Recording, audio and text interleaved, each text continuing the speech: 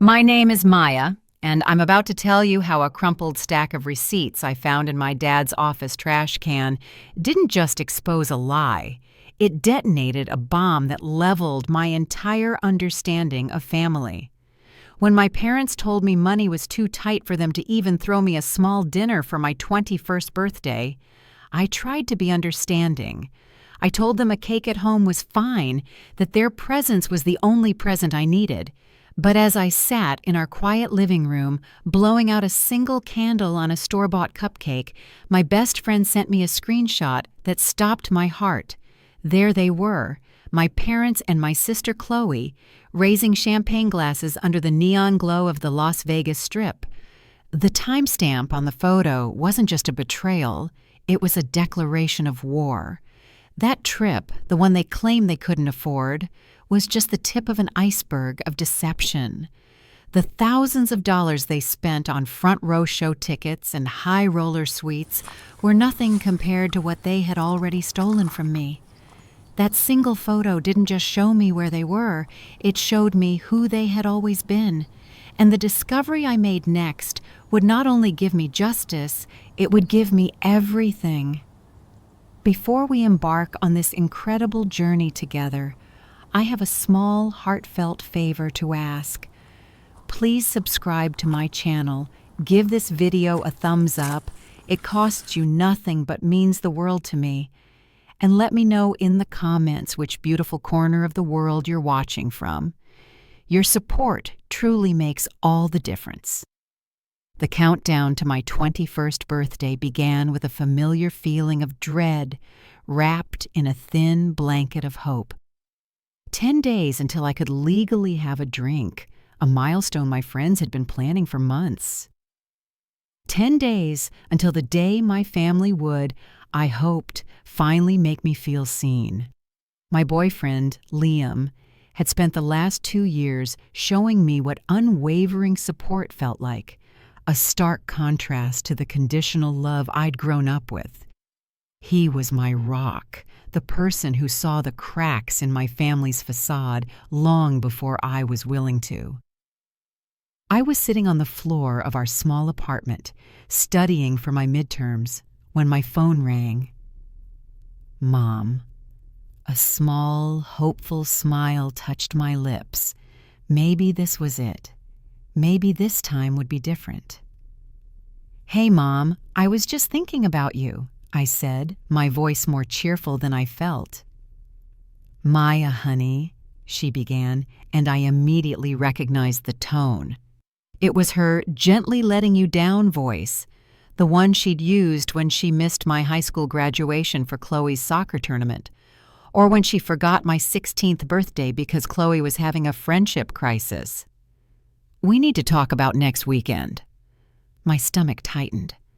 "Okay, what about it?" I could hear her bustling around her kitchen, the clatter of pots and pans a convenient sound effect for her nerves.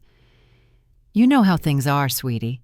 Your father's hours got cut back, and that plumbing issue last month really set us back. We can't swing a big celebration for you right now." A big celebration? I'd asked for dinner at a local Italian place.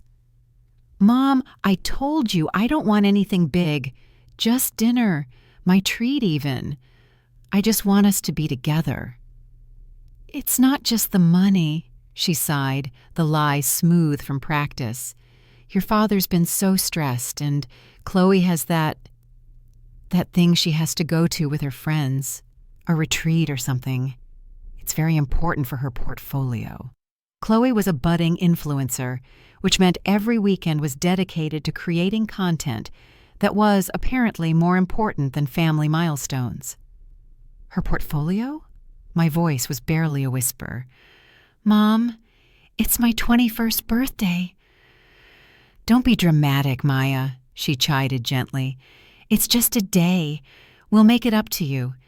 Maybe we can get a cake and do something small at the house when we're back." "When you're back?" "Back from where?" There was a panicked pause. From visiting your Aunt Carol. Her hip has been acting up. We just thought we'd drive up for the weekend and help her out." Aunt Carol lived 3 states away. It was a flimsy, poorly constructed lie, but I was so used to accepting them that I didn't even challenge it. "Oh, okay." The fight had gone out of me. It was easier to just accept the disappointment than to argue against the unmovable force of their indifference. "Great, you understand. You've always been the understanding one," she said, relief flooding her voice. "We love you, sweetie. We'll call you on the day." She hung up before I could say another word. I sat there, phone in hand, the silence of the apartment pressing in on me. I texted Chloe, "Mom says you guys are going to Aunt Carol's for my birthday weekend?" Her reply came almost instantly. "Yeah, sorry, May. This retreat is like super important for my brand. Hope you have a good one, though. HBD. Not even a full happy birthday." That night, Liam came over and found me staring blankly at the wall. I told him everything. He didn't try to comfort me with platitudes. He just got angry for me.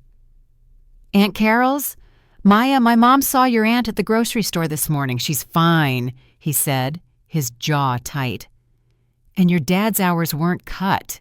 He was bragging to my dad about his overtime bonus last week. Every word was a small, sharp pinprick to the balloon of denial I'd been living in. They don't want to be there," I whispered, the admission tasting like poison. "They don't want to celebrate me." "Then we will," Liam said fiercely, pulling me into a hug. "We will celebrate you so much you'll forget all about them." I wanted to believe him, but as he held me, all I could think about was the familiar aching emptiness of being the daughter they loved, but never enough to choose. My birthday arrived on a gray, drizzly Saturday. The weather was a perfect match for my mood. Liam, true to his word, tried to make it special. He filled our apartment with balloons and cooked my favorite breakfast, pancakes shaped like lopsided hearts. My 2 best friends, Jessica and Maria, came over with a bottle of cheap champagne and a ridiculous 21 and fabulous sash. We laughed, we drank mimosas, and for a few hours I almost managed to push the hollow ache in my chest to the side. They were my real family, the ones who showed up. That evening, Liam had made reservations at a trendy new downtown restaurant. I put on the new dress he'd bought me, did my makeup, and tried to paste on a smile that felt brittle and foreign. The restaurant was beautiful, buzzing with the energy of people celebrating life. Every time I saw a family laughing at a nearby table, a fresh wave of hurt washed over me. "Hey, are you okay?" Liam asked, his hand covering mine on the table. "I'm trying to be," I said, offering him a weak smile. "Thank you for this, Liam, for everything." "You deserve it," he said simply. It was during dessert when the world tilted on its axis. Jessica, who had been scrolling through her Instagram feed, suddenly gasped. "Oh my God," she whispered, her eyes wide as she stared at her phone. "What is it?" Maria asked, leaning over. Her expression mirrored Jessica's. "No freaking way." "What?" I asked, a knot of ice forming in my stomach. "What are you guys looking at?" Jessica hesitated, her gaze flickering to me with pity. "Maya, maybe you shouldn't see this." "Show me," I demanded, my voice firm. Reluctantly, she slid her phone across the table. And there it was, a photo posted less than an hour ago by my cousin Danielle. My entire family, Mom, Dad, Chloe, my aunt, my uncle, even Danielle, were all grinning ear to ear, posing in front of the spectacular fountains of the Bellagio in Las Vegas. They were holding giant, novelty-sized cocktails, and Chloe was wearing a sparkly dress that must have cost a fortune. But the most damning detail was the custom-made t-shirts they were all wearing. In glittery cursive font, they read, Miller Family Vegas Blowout, 2024. The caption, posted by my aunt, was the final twist of the knife. Best family vacay ever. So glad we could all make it to celebrate Chloe hitting 50K followers. #Vegas, baby. Family over everything. Family over everything. Everyone except me. They weren't visiting a sick aunt. They weren't stressed about money. They had lied, bald-faced, and without a hint of remorse, to abandon me on my 21st birthday to celebrate my sister's social media milestone. The phone felt impossibly heavy in my hand. I couldn't breathe. The sounds of the restaurant faded into a dull roar. Liam gently took the phone from me, his face hardening as he read the post. "I'm going to kill them," he said, his voice a low growl. He started swiping through Danielle's story. There were more photos. A video of them at a blackjack table, my dad throwing chips down like they were confetti. A picture of them at a lavish buffet, plates piled high. A selfie of Chloe and my mom at a Cirque du Soleil show with the caption, "Front row seats, baby." "This wasn't a last-minute trip," Liam said, his eyes dark with rage. "These show tickets, the hotel, they would have had to book this months ago." Months ago, when I was excitedly telling them about my birthday plans, when my mom was pretending to help me pick out a restaurant. They had been planning their betrayal while looking me straight in the eye. The waiter arrived with my birthday dessert, a slice of chocolate cake with a single candle flickering in the center. He started singing Happy Birthday, but his voice sounded distant and warped. I stared at the tiny flame, and for the first time in my life, the deep, simmering sadness I'd always felt began to curdle into something else. It was cold, hard, and sharp-edged. It was rage, and in that moment, I made a silent promise to myself. They had lit the fuse. I was going to be the explosion. I didn't sleep that night. I lay in bed, staring at the ceiling, while the images from Las Vegas played on a loop in my mind. My father, who claimed his hours were cut, throwing money away at a casino. My mother, who was supposedly stressed about bills, sipping champagne. My sister, the golden child, being celebrated for having followers, while my milestone was treated as an inconvenience. Every lie, every excuse they'd ever given me coalesced into one undeniable truth. I was not a priority. I was an obstacle. Liam stayed with me, holding me while I cycled through silent tears and seething anger. "What do you want to do?" he asked around 3 a.m. "I don't know," I whispered. "But I know what I'm not going to do. I'm not going to call them.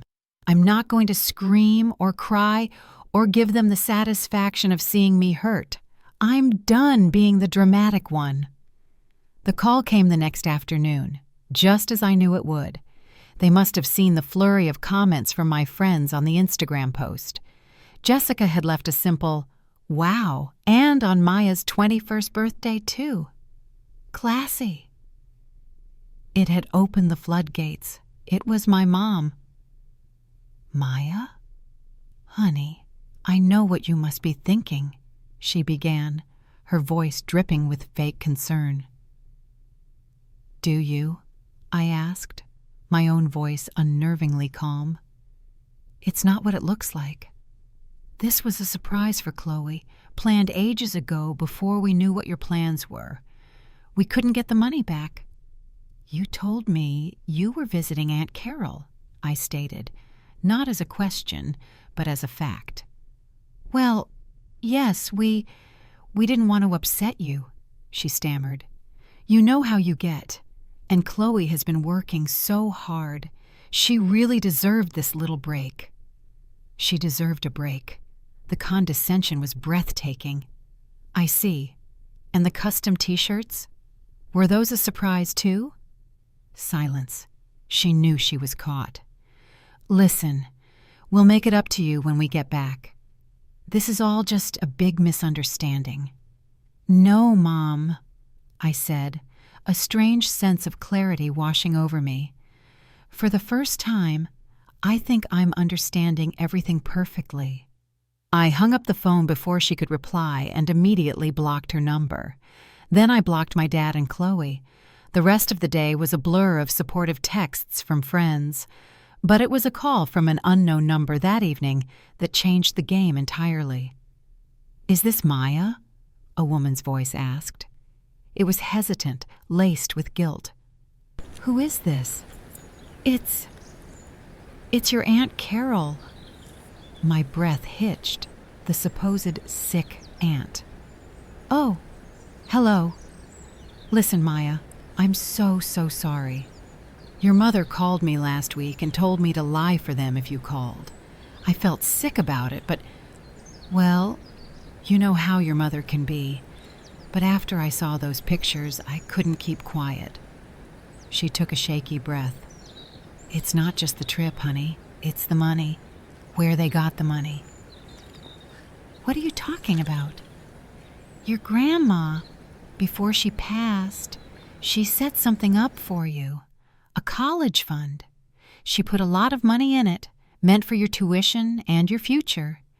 Your dad was the trustee, but it was your money. She made him promise." My heart started pounding in my ears. I remembered Grandma talking about it vaguely years ago. "For your education, my girl, so you never have to depend on anyone." I'd assumed my parents were using it for my tuition as intended. "They cashed out a huge chunk of it last month," Aunt Carol said, her voice dropping to a whisper. "Over $15,000. Your uncle overheard your dad talking about it on the phone. He said it was for a family investment. The investment was Las Vegas, Maya. They used your college fund to pay for that trip." The floor dropped out from beneath me. This wasn't just a betrayal of my feelings. It was theft, grand larceny. They had stolen from my future to fund their present. "Maya, are you there?" "I'm here," I said, my voice dangerously quiet. "Thank you for telling me, Aunt Carol. Thank you for being the only one." After I hung up, I turned to Liam, my face a mask of cold fury. "Get your laptop," I said. "We're going to the bank's website. I'm going to find that account if it's the last thing I do." The hunt for the account was a descent into a digital rabbit hole. I remembered the name of my grandmother's bank, a small, local credit union she'd trusted for 50 years. I didn't have an account number or any login details. All I had was my name, my social security number, and a burning, righteous fury. On the bank's website, I found a forgot username password link. I entered my information, holding my breath as I answered security questions I vaguely remembered setting up with my grandma when I was 16. "What was the name of your first pet? What street did you grow up on?" A password reset link was sent to my email. My hands were shaking so hard I could barely type in a new password. And then I was in. The account was titled Eleanor Miller Trust for Maya Miller. My grandmother's name, my name. The screen loaded, and the number at the top made me physically sick. Current balance, $7,241. Tons. I felt the air leave my lungs. My grandmother had told me she'd started it with $50,000 and had been adding to it for years. With interest, it should have been well over $100,000. "Liam," I croaked. He was at my side in an instant. "What is it?" He saw the number on the screen, and his face went pale. "No way." Click the transaction history, he said, his voice tight. I clicked. It was a bloodbath. A detailed, dated history of my family's greed. It went back years. September 15th, last month. Wire transfer, Vegas getaway package. $15,800. June 10th. Withdrawal, Chloe car down payment. $10,000 said. January 5th.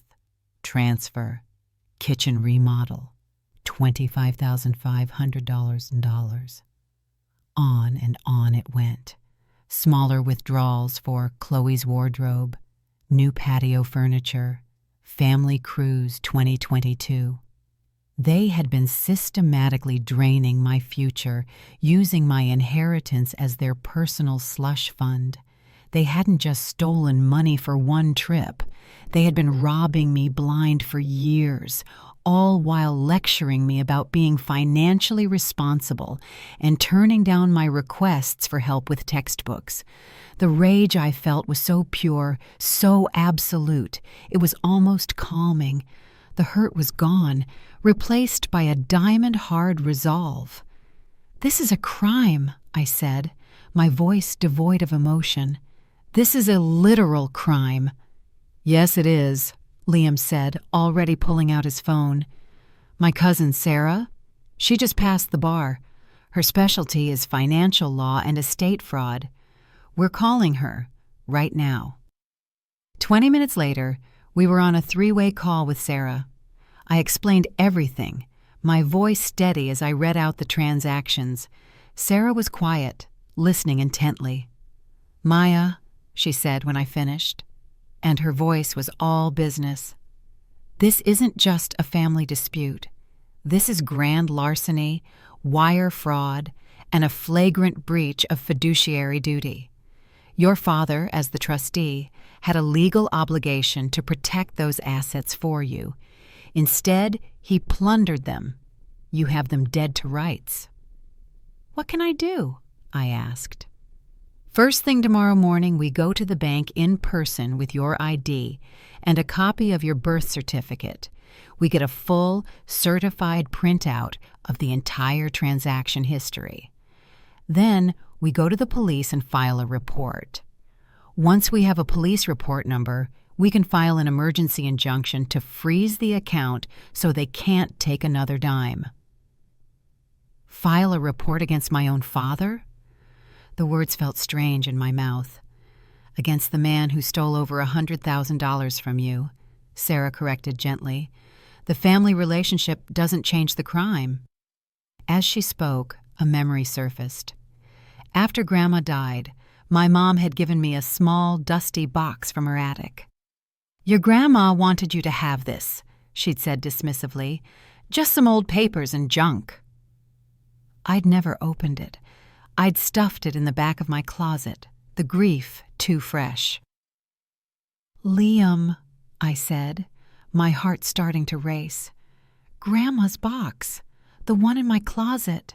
I need to see what's inside." It felt like I was opening a time capsule. On top was a thick envelope with my name written in my grandmother's elegant script. Inside was the original trust document and a letter. "My dearest Maya," it began, "if you are reading this, it means you've found the strength to look for the truth. I set up this trust to give you freedom. I'm so sorry, my love, but I never trusted your parents to do right by you. They see your light, and instead of nurturing it, they try to dim it to make Chloe's shine brighter. Don't let them. This money is your armor. Use it to build a life they can't touch. All the documentation is here. Don't be afraid to fight for what is yours. You are stronger than you know." Tears streamed down my face, but they weren't tears of sadness. They were tears of validation. My grandmother had seen it all. She had known, and she had given me the weapons I needed for the war that was about to begin. Monday morning felt like the first day of the rest of my life. Armed with the contents of Grandma's box and a thermos of coffee from Liam, I walked into the credit union with a sense of purpose. I hadn't felt before. Sarah met us there, her presence sharp and professional in a tailored pantsuit. She handled everything, presenting the trust documents and my ID to the bank manager, a kind-faced woman named Mrs. Gable, who looked increasingly horrified as she pulled up the account details on her screen. I had no idea," Mrs. Gable stammered, looking at me with genuine sympathy. "Robert Miller was the trustee on file. We require trustee authorization for withdrawals of this size, but we never imagined—" "You imagined he was acting in the best interest of the beneficiary," Sarah finished for her. "He wasn't. We need certified copies of every transaction statement since the trust's inception, and we need to freeze this account, effective immediately." An hour later, we walked out with a thick manila folder bulging with evidence. Our next stop was the police station. Filing the report was surreal. I sat across from a weary-looking detective named Miller, an irony that wasn't lost on me, and recounted the story, my voice never wavering. I laid out the bank statements, the trust document, my grandmother's letter. He listened patiently, his expression shifting from detached professionalism to grim focus. "This is extensive," he said, examining the Vegas withdrawal. "Using trust funds for an interstate trip could elevate this to a federal issue. We'll open an investigation immediately." Walking out of the police station, I felt a strange combination of nauseous and empowered. There was no going back. That evening, I did something I knew I had to do. I unblocked my family's numbers, but I didn't call. Instead, I logged onto Facebook, my fingers flying across the keyboard. I posted a single photo, a beautiful picture of my grandmother and me from when I was a little girl. The caption was simple, direct, and devastating. "This is my grandmother, Eleanor. Before she died, she set up a college fund to secure my future.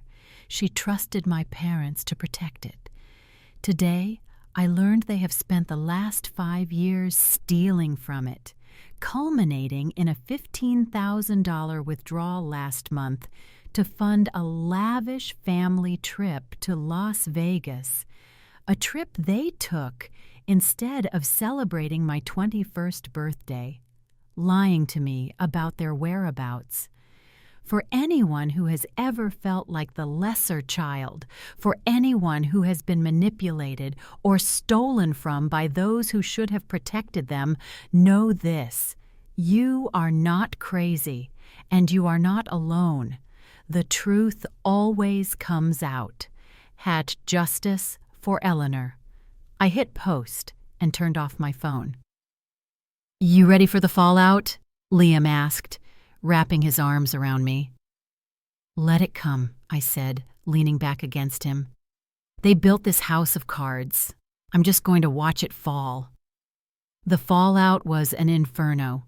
By the next morning, my post had been shared hundreds of times. The story had ripped through our small suburban community. Friends, neighbors, and distant relatives were flooding the comments with messages of support for me and shock at my family's actions. Of course, my family fought back. Chloe was the first to fire a shot. She posted a tearful, heavily filtered TikTok video. "My sister is trying to tear our family apart over a misunderstanding about some money," she sniffled, dabbing at her dry eyes. "She's always been jealous of my relationship with my parents. She's just being vindictive because she didn't get her way. Some people will do anything for attention." It was a masterful performance in victimhood, and it might have worked, if not for the internet's love of receipts. Within an hour, someone had screen-recorded her video and created a side-by-side edit with the photo of them in Vegas, my dad's casino video, and a screenshot of my original post. Underneath, they'd added the text, The misunderstanding versus the evidence. The comments on Chloe's video turned vicious. Girl, he's lying about a dead woman's money for clout. Vindictive is stealing your sister's college fund to go to Vegas. My mom tried a different tactic. She started calling mutual friends and family members, spinning a tale of a troubled, ungrateful daughter who was being manipulated by her boyfriend. But it was too late. I had the bank statements. The truth was black and white. The real turning point, however, came from Chloe's ex-boyfriend, a guy named Ben, whom she had dumped a few months prior. He posted a long, detailed statement on his own Facebook page. I dated Chloe for 2 years, and I saw everything. I saw them make Maya pay for her own groceries while Chloe got a weekly allowance. I saw them borrow Maya's car and return it with the gas tank on empty and a new dent in the door. I was there when they opened Maya's birthday cards from relatives, pocketed the cash, and told her the cards must have gotten lost in the mail. They have been financially and emotionally abusing that girl for years. What she's doing isn't vindictive, it's survival. I stand with Maya. Ben's post went nuclear. The local news picked it up. A reporter left a voicemail on my phone. The house of cards wasn't just falling. It was being incinerated by a firestorm of their own making. The legal gears started turning with terrifying speed. Sarah filed the injunction, and the court granted it immediately. My parents were legally barred from touching the remaining funds in the account. The next step was serving them with official notice of the impending civil suit and the ongoing criminal investigation. They were served on a Thursday afternoon. I knew because my phone started ringing off the hook with unknown numbers. I didn't answer. Then they tried a new tactic. They went after Liam. My father left him a rambling, threatening voicemail. You think you can turn my daughter against me, boy? You have no idea what you've gotten yourself into. This is a family matter.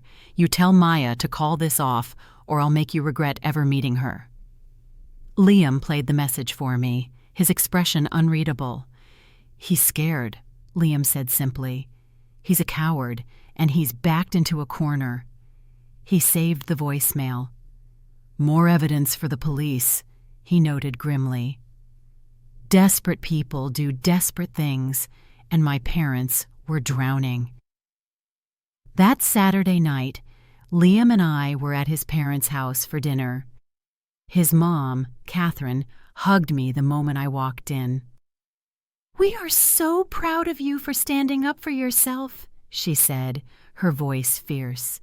"You are a part of this family, and we protect our own." It was the first time in my life I'd felt the unconditional protection of a parent. Around 10 p.m., my phone buzzed.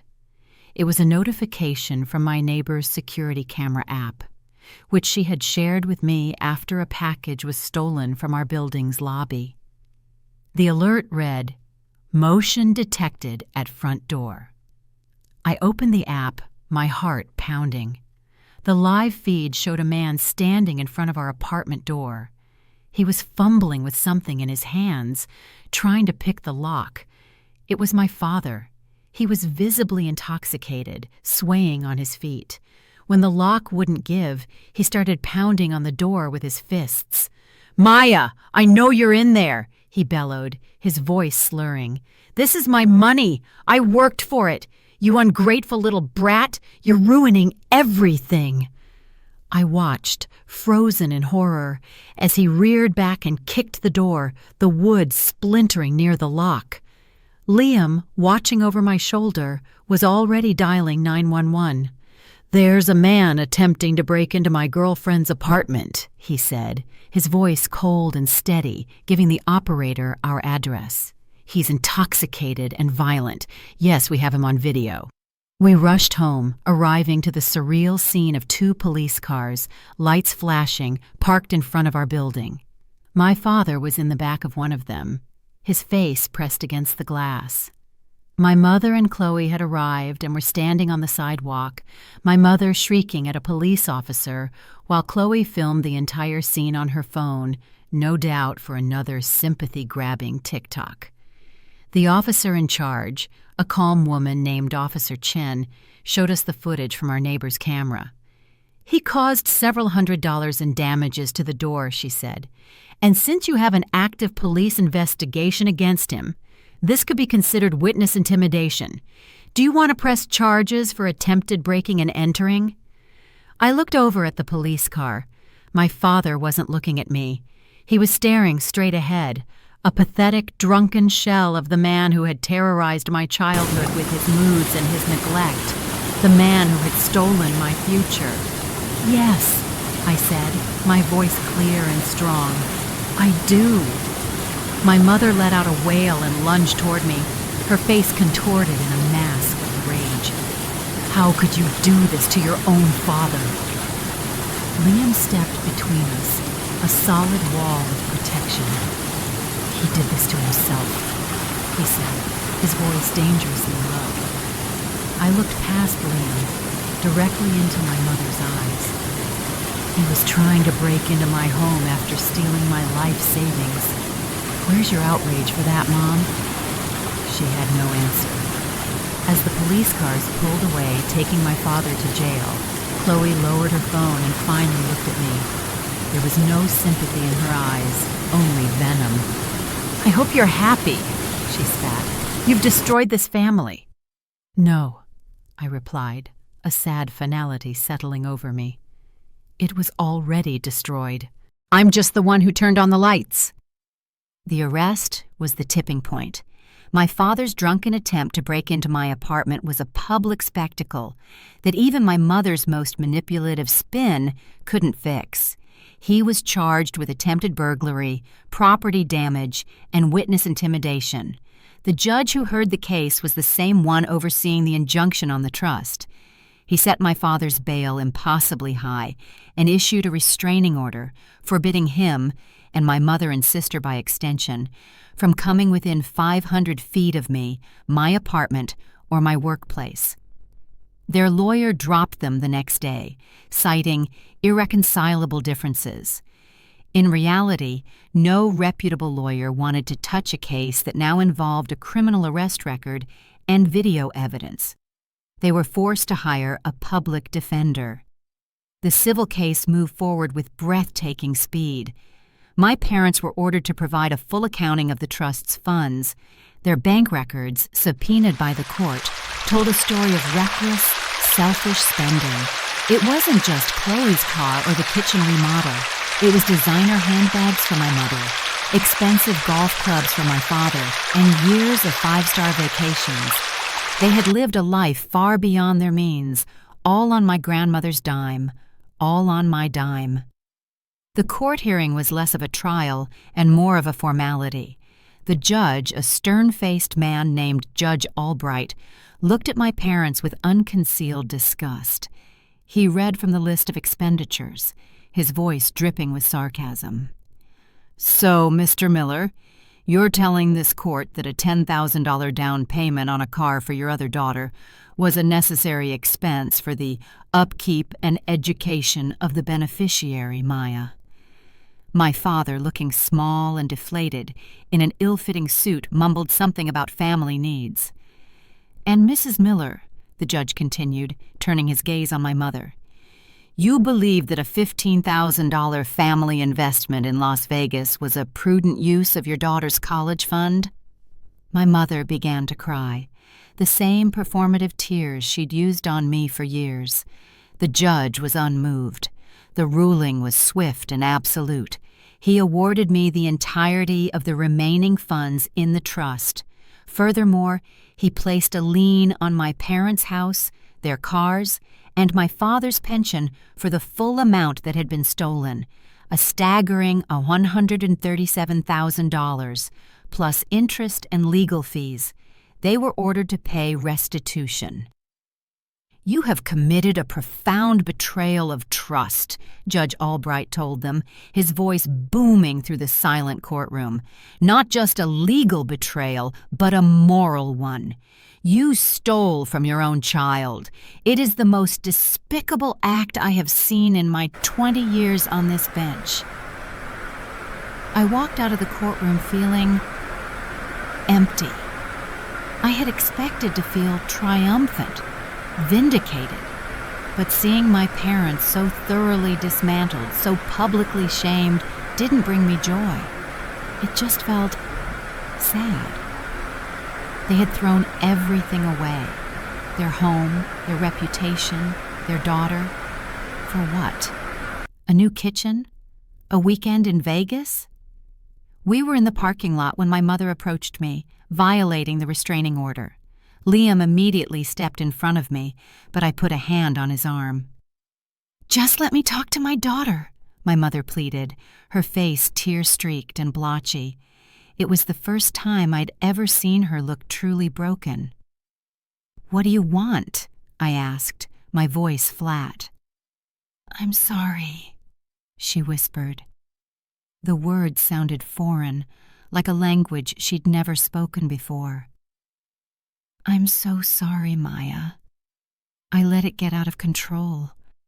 Your father, he always wanted to give Chloe everything we never had. And you were always so self-sufficient, so easy. We just took and we never thought you'd fight back." It was the most honest thing she had ever said to me. It wasn't an excuse, but it was a confession, an explanation for a lifetime of neglect. I was easy to ignore, so they ignored me. I was strong, so they burdened me. "I know you're sorry now," I said quietly. "You're sorry you got caught." I turned and walked away, Liam's hand securely on my back. I didn't look back. I knew if I did, some small, stupid part of me, the part that had craved her approval for 21 years, might have wavered. And I couldn't afford to waver. Not anymore. The war was over, and I had won. Now I had to figure out how to live with the victory. The aftermath was a slow, quiet rebuilding. The court-ordered sale of my parents' house was a strange, disembodying experience. I was legally entitled to attend the auction, but I couldn't bring myself to go. Liam went for me. He called me afterwards. "It's done," he said. "A young family bought it. They have 2 little girls." I pictured 2 sisters growing up in that house, hopefully loved equally, and felt a pang of something I couldn't name. The money from the sale, along with the funds from the garnished pension, began to flow into a new trust account that Sarah had set up for me, one that only I controlled. Seeing the balance grow didn't feel like a windfall. It felt like reclaiming stolen parts of myself. It was the tuition I'd struggled to pay, the safe car I could have been driving, the security I had never been allowed to feel. My father was sentenced to 3 years of probation for the attempted break-in and ordered to attend anger management and alcohol counseling. My mother and Chloe moved into a small, run-down apartment on the other side of town. The life of luxury they had been living at my expense was over. Chloe tried to rebrand herself online as a victim of family trauma, but the internet has a long memory. Her comment sections were constantly flooded with links to news articles about the court case. Last I heard, she had deleted all her social media and was working as a receptionist at a dental office. I spent the next year in therapy, unraveling 2 decades of emotional neglect. I learned that my role as the easy child was a survival mechanism I had developed to avoid conflict and earn scraps of affection. My therapist helped me understand that their inability to love me properly was a reflection of their own brokenness, not a measure of my worth. One of the hardest things was learning to accept generosity. when Liam's parents offered to pay for my final year of college so I could let my restored funds grow, my first instinct was to refuse. "I can't let you do that," I'd said. Catherine, Liam's mom, had taken my hands in hers. "Maya," she'd said gently, "this is what family does. We lift each other up. Let us do this for you." And for the first time, I let myself be lifted. On my 22nd birthday, exactly 1 year after the disastrous 21st, Liam took me back to the same restaurant. This time, the table was filled not only with my friends, but with his parents, his brother, and his sister. They were loud and laughing and unapologetically celebratory. When the waiter brought out a cake, they all sang "Happy Birthday" with gusto. There were no ghosts at this table. There was no aching emptiness. There was just love. Later that evening, back at our apartment, Liam got down on one knee. He held out a small velvet box containing a simple, elegant ring. "Maya Miller," he said, his eyes shining. "You are the strongest, bravest, most incredible person I have ever known. You fought for yourself, and you won. I want to spend the rest of my life celebrating you. Will you marry me?" Tears streamed down my face as I said yes. They were happy tears this time, cleansing and pure. We decided to use a portion of the money from the trust for a down payment on a small house in a quiet neighborhood far from the town I grew up in, a place to build our own memories, our own legacy. As we were packing up my apartment, I found Grandma's box again. Tucked at the very bottom, beneath the trust documents, was one last thin envelope. It was sealed, and on the front it just said, "For when it's over." I opened it. Inside was a single photo of my grandmother on her own wedding day.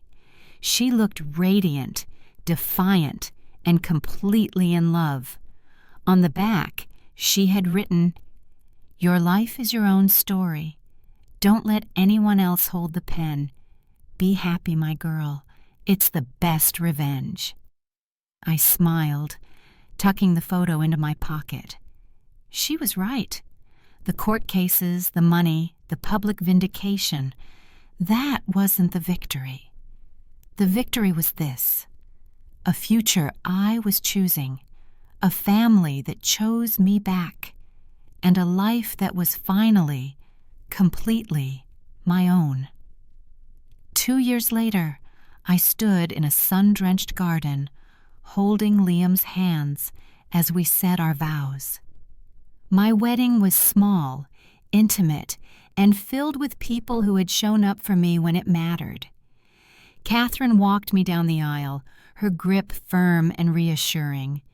Liam's father gave a toast that made everyone cry, calling me the daughter he was blessed to gain. There were no empty seats, no hidden agendas, no feeling of being second best. After the wedding, I received a card in the mail. The return address was for my mother's apartment. I hesitated, then opened it. Inside was a generic wedding card with a check for $50. In the memo line, she had written, "For your new beginning." It was a pathetic gesture, a fraction of what they owed me, but it was also, in its own way, a white flag, a final admission of defeat. I never cashed the check. I didn't need their money anymore. We built a beautiful life. I finished my degree and started my own graphic design business. Liam became a high school history teacher. We bought a dog. We filled our home with laughter and books and good food. We created the sanctuary I had always craved. My real revenge wasn't the lawsuit or the public shaming. It was my own happiness. It was the joy they couldn't touch, the peace they couldn't disrupt, and the love they could never comprehend. My grandmother was right. Living well wasn't just the best revenge. It was the only one that mattered. And for the first time, I felt truly, completely free. If your family had to choose between a vacation and your milestone, would you want to know the truth about their choice? Let me know in the comments below. And don't forget to like and subscribe for more stories about the families we're born into versus the ones we choose.